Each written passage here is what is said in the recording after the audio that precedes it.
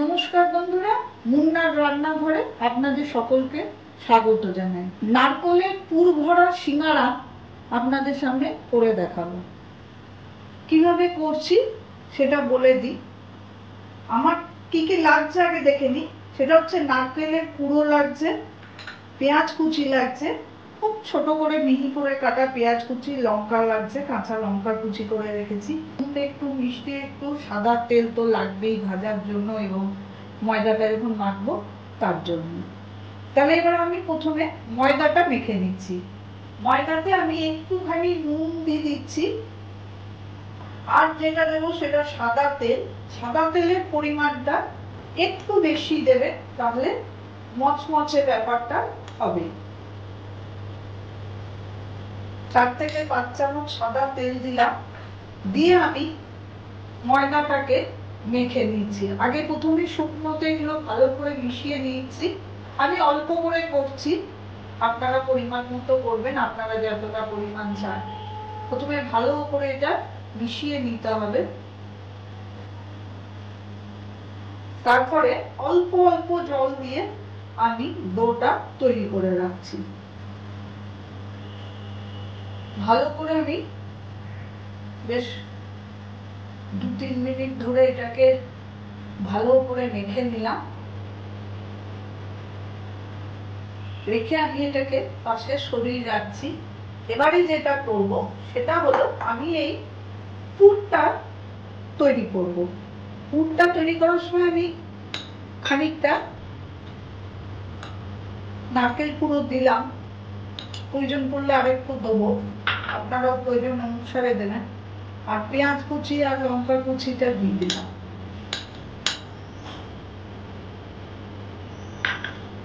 এবারে যেটা দেবো সেটা স্বাদ মতো নুন দেবো,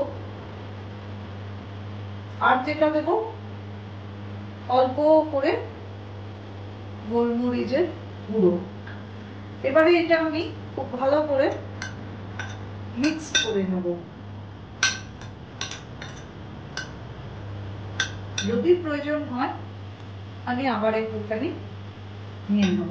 এবারে আমি এটাকেও সরিয়ে রাখবো।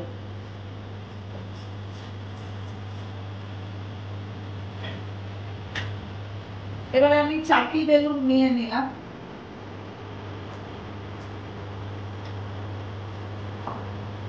ডোটা আমার নরমই হয়ে গেছে। যখন আমরা লুচি লেচি কাটি, ঠিক সে তার থেকে একটু বড় লেচি আমি কেটে দেব। খুব বড় কাটবো না,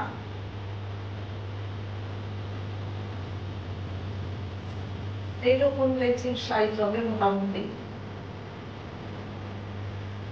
এবারে আমরা এটাকে কি করে বেলবো সেটা আপনারা দেখুন। আমি একটু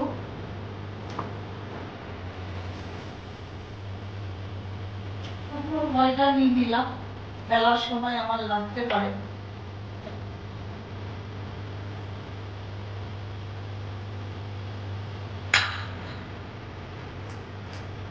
আমি এটা যতটা সম্ভব পাতলা করে ঠিক মতোই বেলে নেব।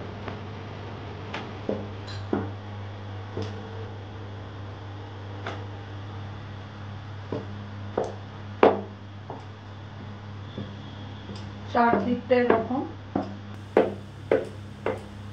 পাতলা করে বেলে নিলাম।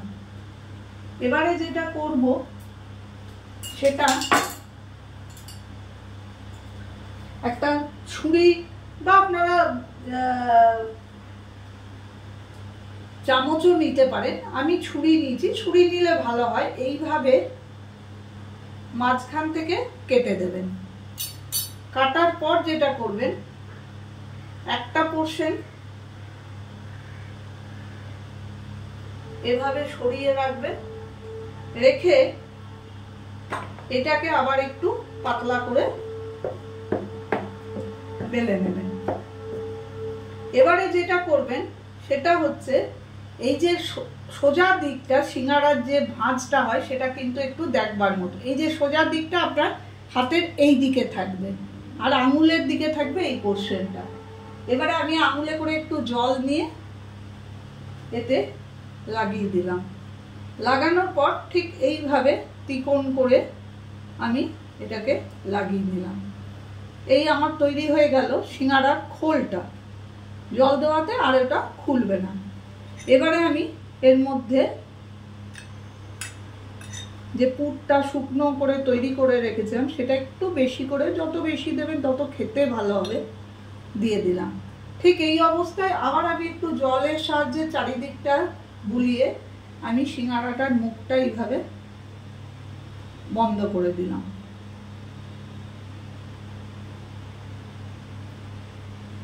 দেখুন বন্ধুরা, আমার একটা সিঙ্গারা কিন্তু রেডি হয়ে গেল।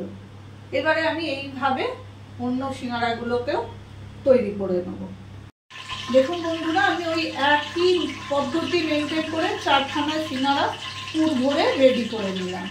আর আমি কড়াইটা গ্যাস ওভেনে বসিয়ে দিয়েছি, একটু বেশি করে তেল দিয়ে, সাদা তেল দিয়ে, যেটা একটু ভালো করে বাড়িয়ে আঁচে গরম করে নিতে হবে, কারণ সিঙ্গারাটা দেওয়ার পর আমাকে একটু আঁচটা কমিয়ে রাখতে হবে।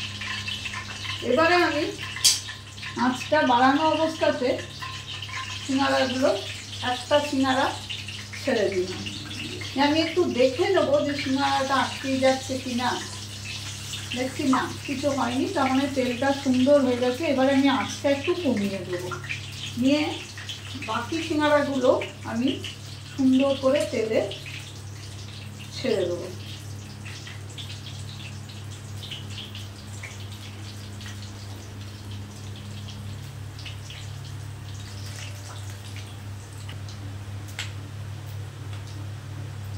আমি আঁচটা বাড়িয়েই সিঙ্গারাগুলো ভাজছি।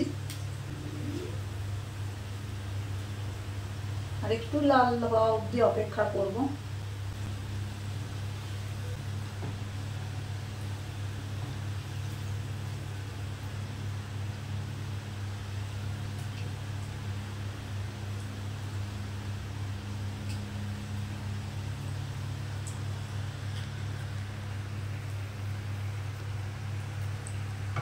এভাবে উল্টে পাল্টে বেশ কড়া করে ভেজে নেব, কিন্তু দেখতে হবে যেন খুব লাল না হয়ে যায়, তাহলে আবার সিঙ্গারাটা খেতে ভালো লাগে না।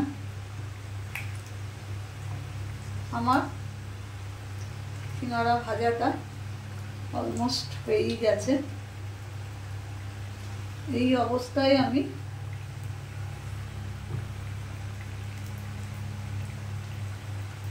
অবস্থায় আমি গ্যাসের ওভেনটা নিভিয়ে দিলাম। এবার আমি একটা করে সিঙ্গারা খুব ভালোভাবে পাত্রের মধ্যে, সার্ভিং বোলের মধ্যে রেখে দিচ্ছি।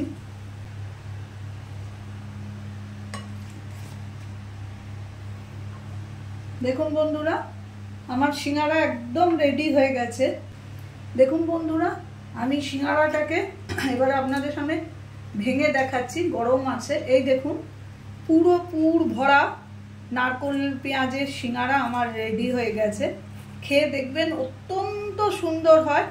খাইয়ে দেখাবেন, যারা আত্মীয়রা আসবে, বন্ধু পরিজনকে খাওয়াবেন, সবাই আপনার প্রশংসা করবেন। আর এই রেসিপিটা যদি আপনাদের ভালো লেগে থাকে, প্লিজ লাইক, শেয়ার, সাবস্ক্রাইব করবেন। আমি হাজিরা দেবো আবার অন্য কোনো দিন অন্য কোনো রেসিপি নিয়ে।